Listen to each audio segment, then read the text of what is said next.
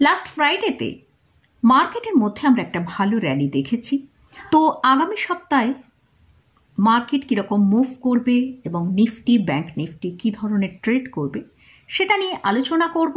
এর সাথে সাথেই দুটো স্টক নিয়ে আলোচনা করব, যে স্টকগুলোই আপনারা আমার ভিউ জানতে চেয়েছেন।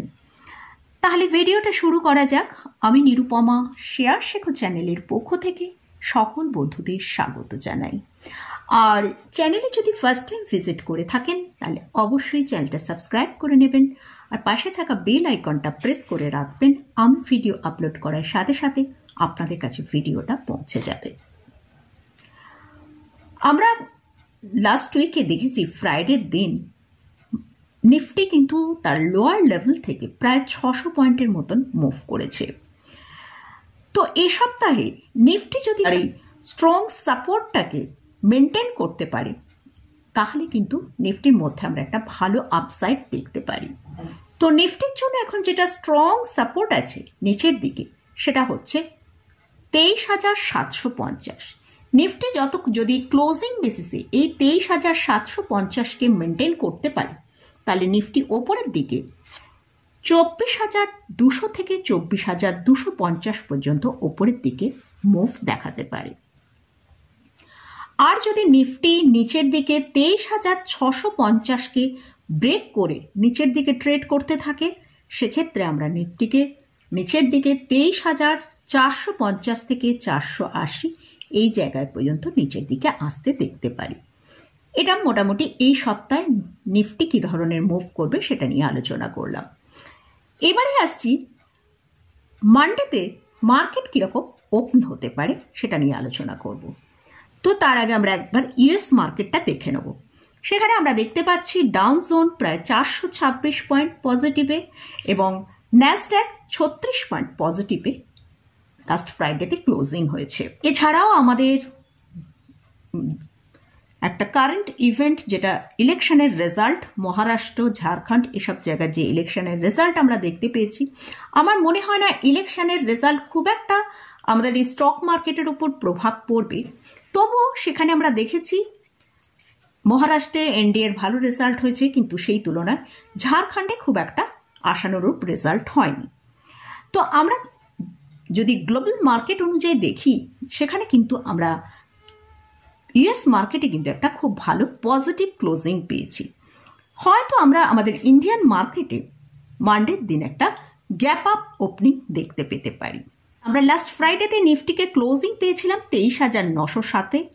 যদি নিফটি গ্যাপ আপ ওপেনিং আমরা মানডেতে দেখি, যদি 24,000-এর কাছাকাছি নিফটি ওপেন হয় সাস্টেন করে তাহলে ওপরের দিকে আমরা 24,100 থেকে 24,150 পর্যন্ত নিফটিকে মুভ করতে দেখতে পারি। আর যদি নিফটি 23,850কে ব্রেক করে নিচের দিকে ট্রেড করতে থাকে সেক্ষেত্রে আমরা নিচের দিকে 23,700 পর্যন্ত নিচে আসতে দেখতে পারি। তো এটা গেল নিফটি নিয়ে আলোচনা করলাম। এবারে আসছে bank Nifty. Bank Nifty closing হয়েছিল 51,135-এ। আর ব্যাংক নিফটি যদি গ্যাপ আপ ওপেনিং হয় সেক্ষেত্রে আমরা মানডেতে হয়তো দেখলাম 51,500 ওপেন হলো এবং সেখানে যদি সাস্টেন করতে পারে তাহলে ওপরের দিকে আমরা 51,750 থেকে 51,800 পর্যন্ত মানডেতে আমরা ওপরের দিকের মুভ দেখতে পারি।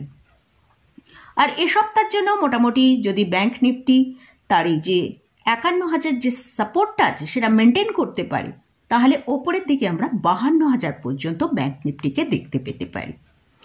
অবশ্যই এই 51,000-এর কথা যে বলছি সেটা অবশ্যই ক্লোজিং বেসিসে যদি এই সাপোর্টটা মেনটেন করতে পারে। আর যদি মানডের দিন আমরা দেখি নিফটি 51,000-কে ব্রেক করে নিচের দিকে ট্রেড করে তাহলে নিচের দিকে আমরা 50,750 থেকে 50,800 পর্যন্ত নিচের দিকে চলে আসতে ব্যাংক নিফটিকে দেখতে পেতে পারি। তাই 51,000 কিন্তু খুব একটা স্ট্রং সাপোর্ট লেভেল। অবশ্যই এটা ক্লোজিং বেসিসে বললাম, যদি 51,000-কে মেনটেন করতে পারে তাহলে কিন্তু এ সপ্তাহের জন্য আমরা ব্যাংক নিফটিকে আমরা 52,000 পর্যন্ত ওপরের দিকে মুভ করতে দেখতে পারি। আর যদি ব্যাংক নিফটি এ সপ্তাহে আমরা 50,500 নিচে ট্রেড করতে থাকি, তাহলে কিন্তু আবার আমরা ব্যাংক নিফটিকে 50,000-এর কাছাকাছি চলে আসতে দেখতে পারি। তো এটা গেল নিফটি এবং ব্যাংক নিফটি নিয়ে আলোচনা করলাম। এবারে দুটো স্টক সম্পর্কে আপনারা আমার ভিউ জানতে চেয়েছেন, সেই দুটো স্টক নিয়ে আলোচনা করছি। তবে এই যে দুটো স্টকের কথা উল্লেখ করব, স্টকগুলো কিন্তু আমি শর্ট টার্ম ট্রেডিং বেসিসে কিন্তু ভিউটা আপনাদের সাথে শেয়ার করছি। ফার্স্ট যে স্টকটা নিয়ে আলোচনা করছি সেটা হচ্ছে কোফোর্জ। এই স্টকটার এখন কারেন্ট প্রাইস চলছে 8,327 টাকার কাছে। স্টকটা এখন তার লাইফ টাইম হাই এর কাছে ট্রেড করছে। তো স্টকটায় আমরা যদি দেখি, সেপ্টেম্বরের মিডল থেকেই কিন্তু স্টকটার ভেতরে একটা ভালো বুলিশ মোড তৈরি হয়েছে। স্টকটা তার 6,795 থেকে ব্রেকআউট এসেছিল, সেখান থেকে কিন্তু কনস্ট্যান্ট একটা র্যালি দেখিয়েছে। তো যদি এই স্টকটা কিন্তু মার্কেটে যে এতটা কারেকশন এসেছে, এই স্টকের ভেতর কিন্তু ততটা কারেকশন আমরা দেখতে পাইনি। মোটামুটি স্টকটা 6,800 লেভেল থেকেই কিন্তু আবার ওপরের দিকে মুভ করতে শুরু করেছে। একবার একটু কারেকশন হয়েছিল, কিন্তু সেখানে আমরা দেখেছি 6,800 থেকেই আবার কিন্তু ওপরের দিকে মুভ করেছে। তো স্টকটার জন্য যে শর্ট টার্ম একটা সাপোর্টের এখানে উল্লেখ করছি, সেটা হচ্ছে 8,053 টাকা। এই যদি 8,053 টাকা ব্রেক করে, তাহলে কিন্তু স্টকটার ভেতরে একটা ভালো সেলিং আসার সম্ভাবনা রয়েছে। লাস্ট যে স্টকটা নিয়ে আলোচনা করছি সেটা হচ্ছে সুজলন এনার্জি। এই স্টকটার এখন কারেন্ট প্রাইস চলছে 65 এর কাছে। এই স্টকটাকে আমরা রিসেন্ট দেখেছি একটা ভালো সেলিং এসছিল এবং 200 ডিএমআর কাছ থেকে ঘুরে গিয়ে কিন্তু আবার ওপরের দিকে একটা মুভ করেছে। স্টকটা লাস্ট এক বছরে 148% র্যালি দেখিয়েছে। স্টকটা তার 37 থেকে 85 পর্যন্ত একভাবে মুভ করেছিল, সেখান থেকে একটা ভালো কারেকশন এসেছিল। স্টকটা এখন তার 200 ডিএমআর কাছে সাপোর্ট নিয়ে আবার ওপরের দিকে মুভ করছে। তো স্টকের জন্য যেটা স্ট্রং সাপোর্ট রয়েছে সেটা হচ্ছে 58। যদি এই সাপোর্টটা মেনটেন করে ওপরের দিকে মুভ করতে পারে, স্টকটাকে ওপরের দিকে 73 থেকে 85 পর্যন্ত মুভ করতে দেখতে পারি।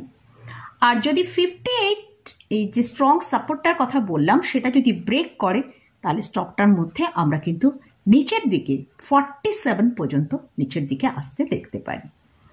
এখানে এই দুটো স্টক সম্পর্কে আপনারা আমার ভিউ জানতে চেয়েছেন, সেটা শেয়ার করলাম।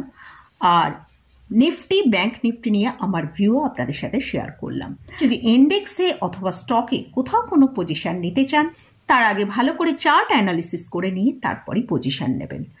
আমি এখানে ইন্ডেক্স বা কোনো স্টকে কোনো বায়ার রেকমেন্ডেশন করছি না, তাই চার্ট অ্যানালিসিস করে তারপরই পজিশন নেবেন। তো মোটামুটি আজকের মতন ভিডিওটা এখানেই শেষ করছি। ভিডিওটা যদি ভালো লাগে অবশ্যই লাইক করবেন, শেয়ার করবেন, সাবস্ক্রাইব করবেন। ধন্যবাদ।